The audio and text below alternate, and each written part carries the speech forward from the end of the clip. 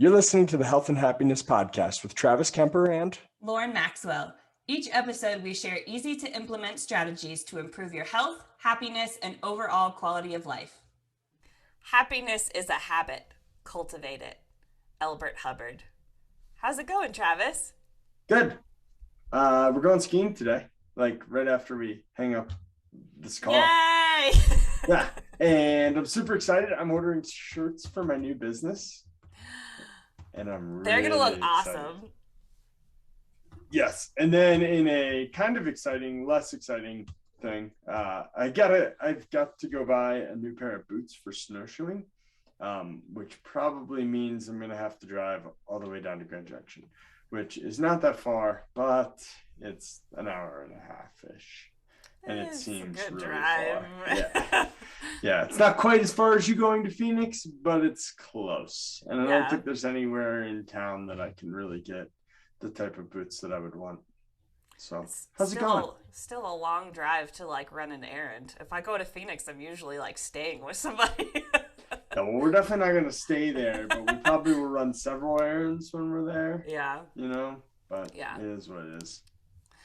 But yeah, everything's going well with me. I think I already said this on our last episode, but I am going snowboarding tomorrow.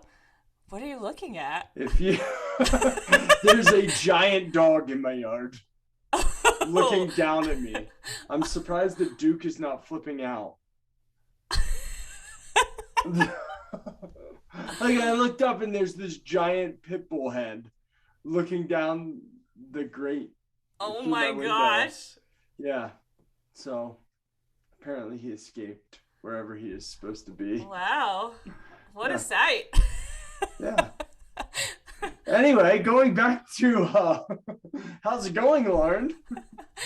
Yes, I'm going snowboarding tomorrow, which I probably have already said on our last episode, and I'm super excited. Our friends are coming up I think tonight, and they're going to spend the night, and then we're all going to go snowboarding together, and it's going to be super fun. Cool. Hopefully not too icy. I don't know. We'll see. I'm just excited. Good. So what are we going to talk about today, Travis? Cultivating joy in a life filled with duty. This was an anonymous listener question. So, nice. First of all, the APA, American Psychological Association, defines joy as a feeling of extreme gladness, delight, or exaltation of the spirit arising from a sense of well-being or satisfaction. Lauren, why does this matter? Well, happy people are healthier. They get sick less often and live longer. Happy people are more likely to get married and have fulfilling marriages, and they have more friends. They make more money and are more productive at work. So if you have any of those goals, which I feel like are all of my goals in life, you probably want to work on cultivating some joy and happiness in your life. That being said, what can we do to cultivate joy? Well, first, I think you have to know yourself a little bit. We can give you generic tips, but you got to know yourself a little bit to find out what makes you happy, what makes you joyful. That's a good point. Yeah. And then you need to give yourself permission to be happy and aim for joy in your life. So questions you can ask: what can I do that will make me happy? What can I do each day to build a joyful state of mind and heart? So how can I put this into my morning, afternoon, nighttime routine? What can I take a break at work and do something for 5 minutes or whatever to make myself happy when I'm sitting there staring at the computer, not writing my notes? I'm speaking from the listener's perspective, not my own, of course. Oh, gotcha. Yeah, I would never do that. I'm 100% productive the whole time. Oh, totally. What conscious choices can I make today to maintain this happy state? Those are all really important questions for sure. Some overall general tips we'll go into next. So one of the first ones we have is make joy your daily intention. Personally, I love doing this. One of my favorite ways to set the day is to set an intention word, or if I don't have a specific intention word for that day, I just choose to focus on my intention word for the year, because usually I will pick a word to be my intention for the entire year at the new year. it somehow really helps me to just choose a word or an attribute to focus on and tell myself that day, like, for example, I am joy, or whatever my intention is, because it changes the frame of it from something I am seeking to something I have already achieved. Yeah, and then you could do yoga for joy, or any other exercise for joy, whatever exercise you like, that makes you feel better after you do it. Do that. So one of the reasons I exercise every day is because I get more focused, and by being more focused, I'm more productive, and by being more productive, I am happier. And people like criticize that sometimes, I feel like, but it's like, if you sit on the couch all day and watch Netflix, like, you get sucked into a series. I don't know a person, I've never met the person that's like, oh yeah, this was a good day. Yeah. You know what I mean? Like, it's more like, oh, I just wasted my entire day. I feel like crap going to bed, and I'm somehow going to bed later when I did literally nothing for myself or others today.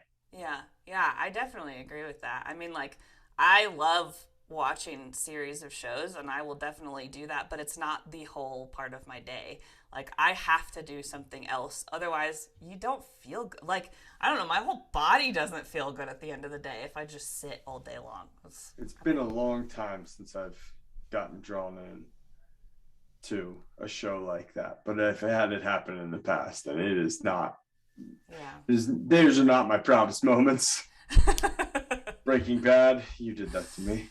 Oh, Breaking Bad, I never finished that one. It apparently didn't hook you like it did me. No, it didn't. But it's hooked a lot of people. A lot of people told me to watch it. So yeah.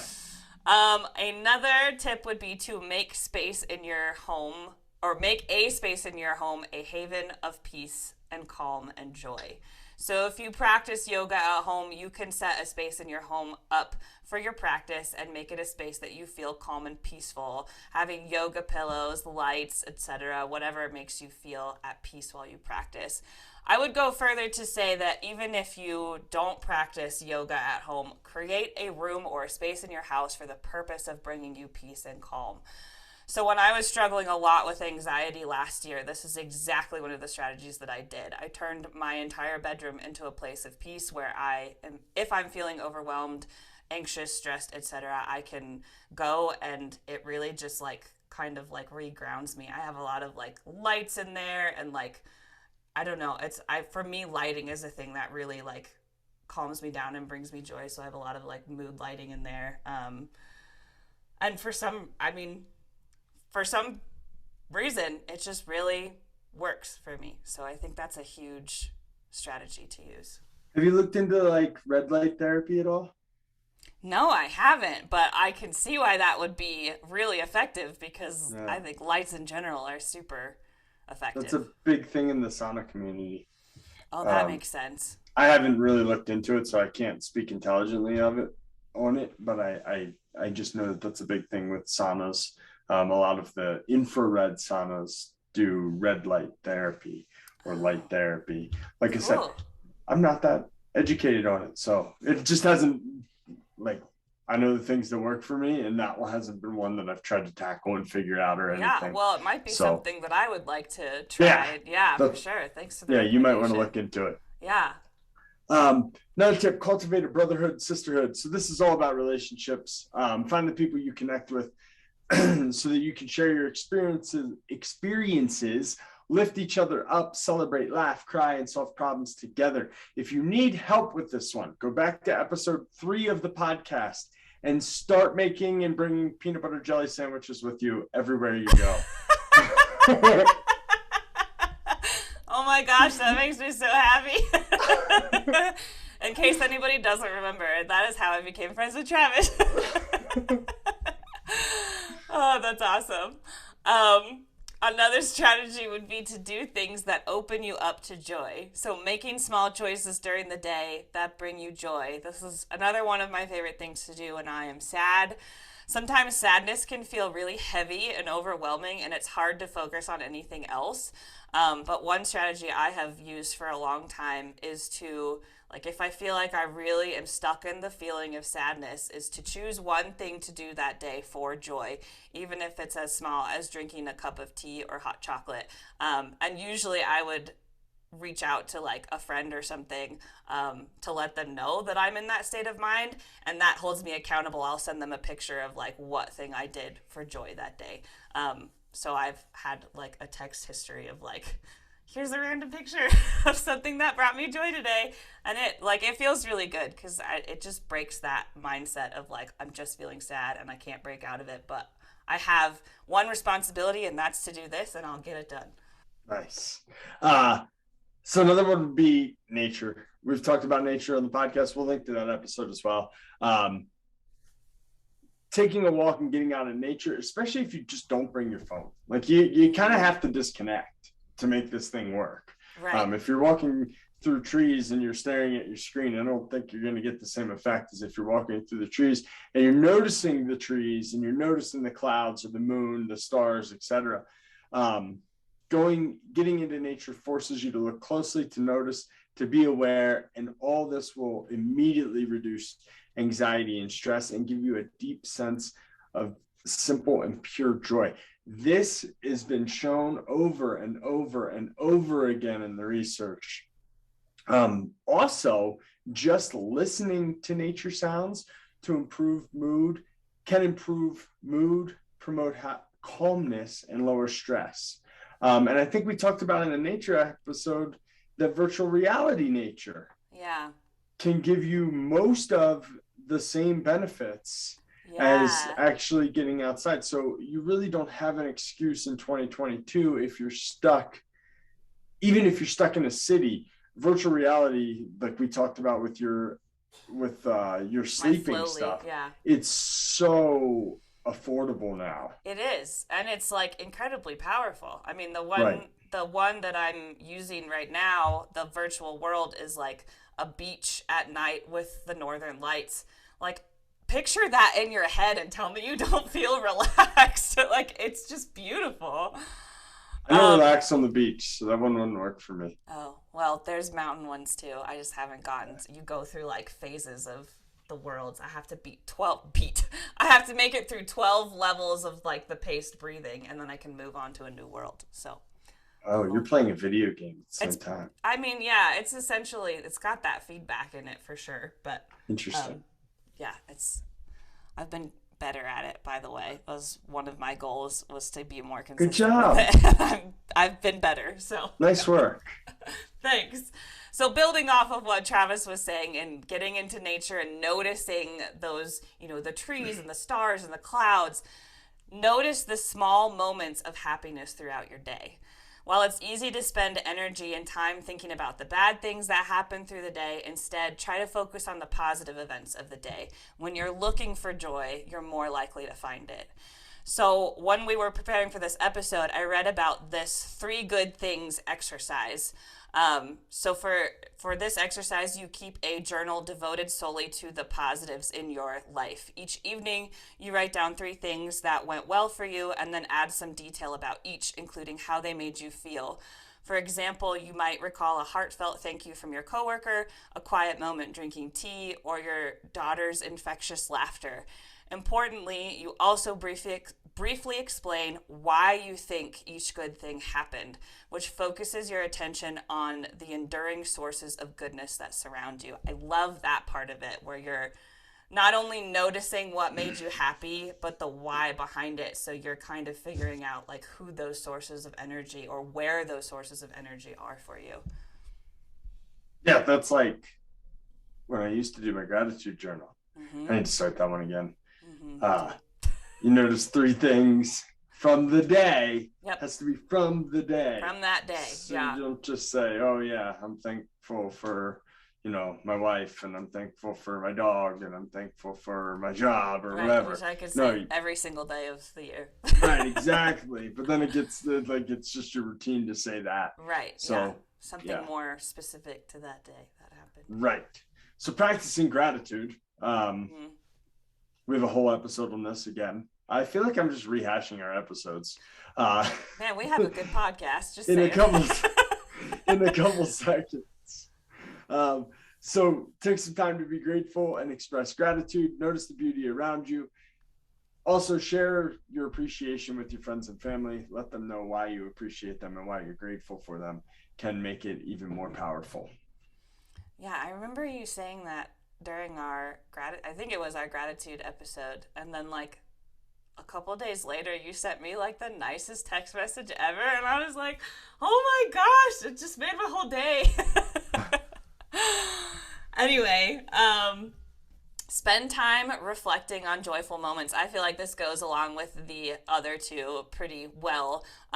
But there was another exercise that I read about while we were preparing for this, and it was called in a meaningful photos practice. So in this exercise, you take pictures of things that are meaningful to you and reflect on them. Over the course of a week, look out for sources of meaning in your life, family members, favorite spots, childhood mementos, and capture about 9 or 10 different images of them. At the end of the week, spend an hour reflecting on them. What does each photo represent and why is it meaningful to you? And then jot down some of those thoughts if it's helpful. I do this one all the time. My therapist, when I was in college, suggested this to me once. And since I love taking pictures, it made perfect sense for me because I do it all the time anyway. So I have a collection of probably over 15,000 photos in my photo library at this point, and I will often use these as a way of cultivating joy and recalling past joyful moments, which also tends to help me practice gratitude and be thankful for memories and the people I shared them with. Another strategy would be to use your strengths. So spend more time focusing on your strengths and positive attributes. I remember Sean T had an exercise in his podcast once where he challenged his listeners to focus on their strengths and asked us to write down our superpower, which was basically something that is a unique strength to you. And I realized how hard it was for me to think of a specific strength that I had. That was when I really realized how little I focus on my strengths, and it was a great exercise for me to sit with myself and focus on what I do really well and how I can use that to like help myself and help other people. Nice. So random acts of kindness.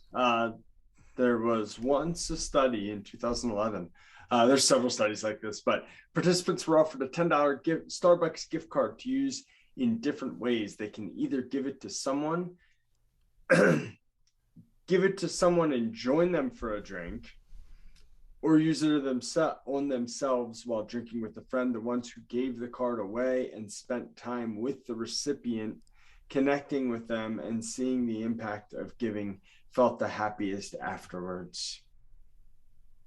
I love that. So to rehash a little bit, make time for what you love every day. Make sure the actions that you are taking are leading to the life you want. That is one that I think is big. And we did that episode. I don't remember what we called it, creating a compelling future. Yeah, that was it. There's an exercise that you can do that I have done before, and I have not done in a while, so I should probably do it, where you imagine your perfect day.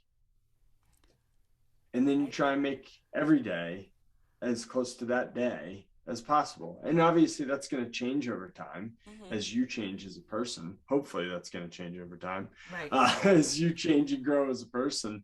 But it's a good thing to do. Again, that requires you to know yourself and know what actually does make you happy in order to do that. And then other things that you could do is listen to music. So music can take you back to a place. And if you can have music that brings you back to a happy event, that can spark positive emotions in the moment. I love that one, Travis. I have so many memories that are tied to music. I feel like a lot of us grew up listening to music, but every time we took like a road trip as a family, I would get like a brand new CD or cassette tape, depending on how old I was at the time. And then that would be like the soundtrack of the trip we went on. So music has just been so like rooted in my life. And I could think of songs that just make me so happy because it reminds me of something else. Awesome. So a challenge to the listeners this week would be to take some time and cultivate joy in your life and make time on the schedule to do this every day. Yes. Even if it's only 2 minutes or whatever. The gratitude journal, or what did you call it? You're writing 3 things down. Oh, yeah. That's a Three really good things exercise. Yeah, that's a really easy one to do, and it's right before bed, so you have the time to easily fit that into your schedule. Thanks, everybody. This was great. Lauren, you did great today. You did awesome, Travis. Thank you, and we'll see you next time. Bye. Bye. Thank you for taking the time out of your busy day to listen to this episode of the Health and Happiness Podcast. We hope you enjoyed the episode and are getting benefits from our content. If your life is improving in part due to the information in this podcast, we would greatly appreciate you sharing the episode with your family and friends on social media and leaving us a review so we can continue to reach more people and improve the health and happiness of the community at large. Thanks again, and we will see you next week for another episode of the Health and Happiness Podcast.